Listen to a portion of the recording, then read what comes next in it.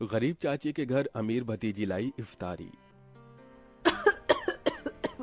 या अल्लाह, आज तो इस कमबख्त चूल्हे ने नाक में दम कर दिया है। ऐसा लग रहा है जैसे चूल्हा ना होकर धुएं की चिमनी हो। अपनी चाची को इस तरह से धुएं में परेशान देखकर जोया आकर कहती है, लाइए चाची माँ, आज हम आपको रोटियाँ बनाकर खिलाते हैं।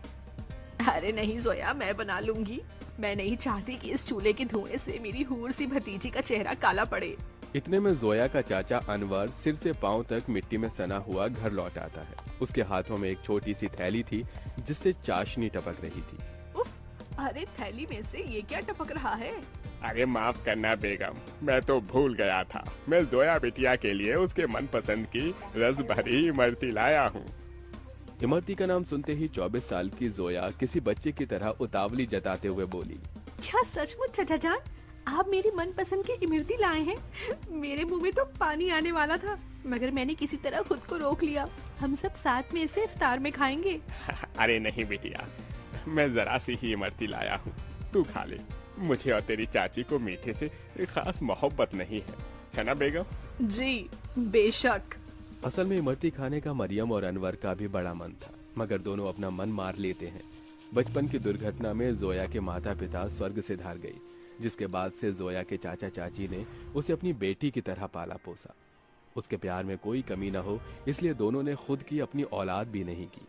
अनवर की माली हालत कुछ ज्यादा खास अच्छी नहीं थी। बस उसके पुश्तों का छोड़ा गया सालों पुराना एक कमरे का कच्चा घर और खेती करने के लिए जमीन का एक छोटा सा हिस्सा, जिस पर थोड़ी बहुत खेती करके जैसे तैसे 2 वक्त की रोटी का गुजारा चल रहा था। या खुदा, कढ़ाई में जरा सी सब्जी है। खैर, नमक प्याज रोटी से ही इफ्तार कर लेंगे। सब्जी सोया को दे देती हूँ। मरियम 3 थाली लगा ले आती है। अरे ये क्या, चाची माँ मेरी थाली में सब्जी, आप दोनों क्या खाएंगे? तभी अनवर अपने गमों को छुपाता हुआ झूठी मुस्कुराहट से बोला, अरे सब्जी की क्या जरूरत, आज तो मैं नून तिल से रोटी ही चटकारे लेकर खाऊंगा। ये कहते हुए गरीब अनवर नमक तेल लगी रोटी काट काट कर खाने लगता है। अपनी गरीब चाचा चाची का ऐसा दुख देखकर जोया का कलेजा कचोट पड़ता है। वो रो पड़ती है। चाची माँ, चाचा जान, चलिए इन सब्जी में से खाइए। अरे इतनी थोड़ी खाऊंगी मैं। जोया के गरीब चाचा चाची को उसे जितना प्यार था उतना ही स्नेह उसे भी था। यूं ही दिन गुजरते हैं। सुनो जी, हमारी जोया अब सयानी हो गई है। हमें इसके निकाह के बारे में सोचना चाहिए। जोया, भाई और भाभी की अमानत है हम पर। मरियम, मैं तो दिन रात अल्लाह से एक ही दुआ मांगता हूँ कि मेरी भतीजी को अच्छा घर मिले। अनवर जोया के लिए रिश्ता ढूंढने लगता है, जो कि अमीर खानदान में हिना के बेटे से लग जाती है। अब शादी की तैयारी शुरू हो जाती है। अनवर, अभी तक जोया के निकाह का जोड़ा नहीं सिलाया। 2 रोज बाद उसकी रुखसती है। जानता हूँ बेगम, मगर जितना कर्ज लिया था वो खर्चा हो गया। मैंने तुमसे एक बात भी छिपाई है, मैंने अपनी जमीन बेच दी। क्या जमीन बेच दी? उसी से तो फकत अभी तक हमारी रोजी रोटी चल रही थी। अब क्या करेंगे आगे?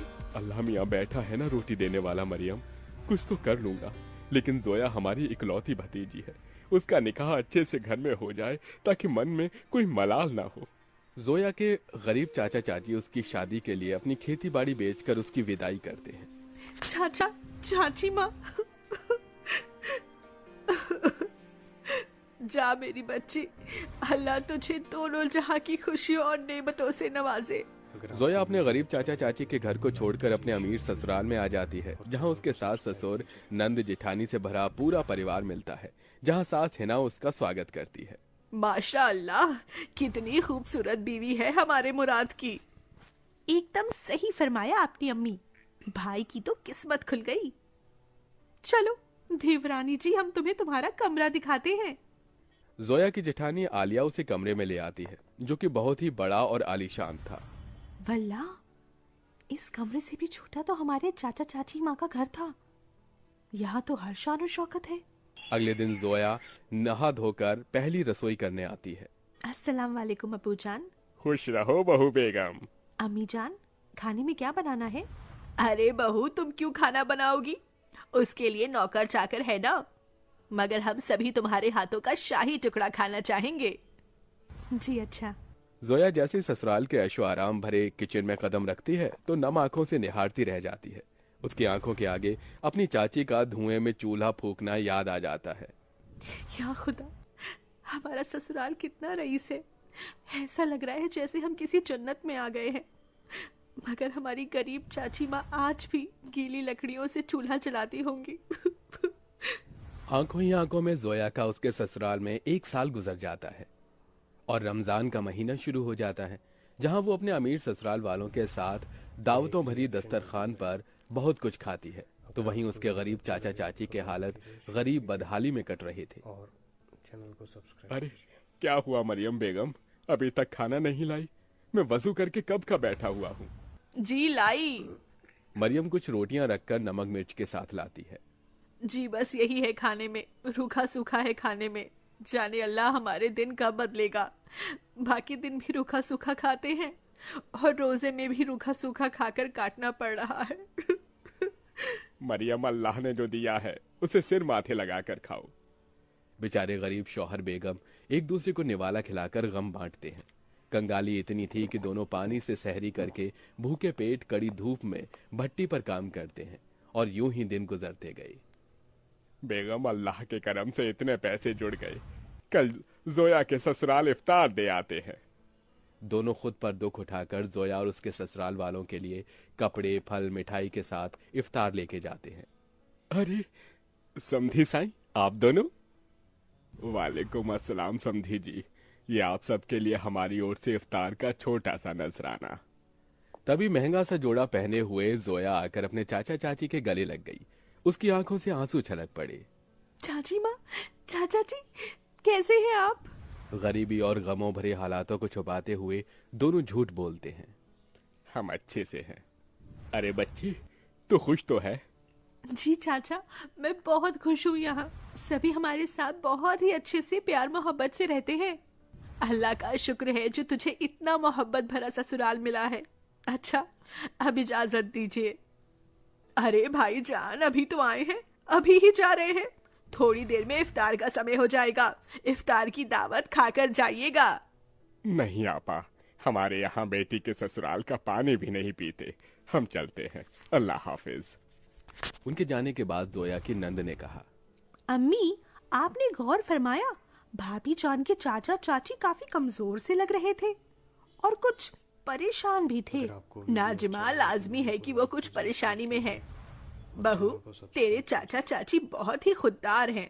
ऐसे तो वो हमारी मदद लेंगे नहीं। एक काम कर, तू भी उनके लिए इफ्तारी लेके जा, इन्हें अच्छा लगेगा। जोया के ससुराल वाले बहुत ही खुशियों के साथ उसके गरीब चाचा चाची के लिए इफ्तार की तैयारी में टोकरे भर फल, मिठाइयाँ, बहुत सी चीजें करते हैं। 2 दिन बाद जोया अपने गरीब चाचा चाची के घर पहुंचती है। किस्मत तो देखो, उस इफ्तारी की शाम उनके घर में रोटी के लिए भी जखना लगा हुआ था। तभी कुछ लोग अलमारी, कुर्सी, फ्रिज, पलंग इत्यादि अंदर लाते हैं। ये सब किसका सामान उतर कर हमारे घर आ रहा है? जोया, तू मेरी बच्ची? अस्सलाम वालेकुम चाची माँ, क्या बात है? इफ्तार का समय हो गया और आप दोनों ऐसे बैठे हैं? हम इफ्तार करने ही जा रहे थे। तो चलिए, मैं थाली लगाकर लाती हूँ। हम तीनों चाचा चाची भतीजी एक साथ इफ्तार करेंगे।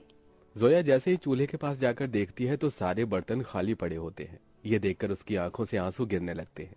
चाचा चाची, इस घर से मेरी रुखसती क्या हुई?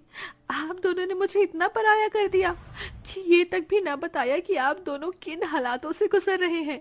मेरी बच्ची, इस घर में क्या तूने कम गमजादगी उठाई थी? चाचा चाची माँ, आप दोनों ने भी तो मेरे लिए कितनी कुर्बानी दी, कितनी मेहनत मशक्कत की और मुझे शहजादी जैसा पाला पोसा। अब मेरी बारी है। इसके बाद जोया खुद अपने हाथों से इफ्तार में बहुत कुछ बनाती है। इफ्तार की दावत देखकर उसके चाचा चाची पेट भरकर खाते हैं।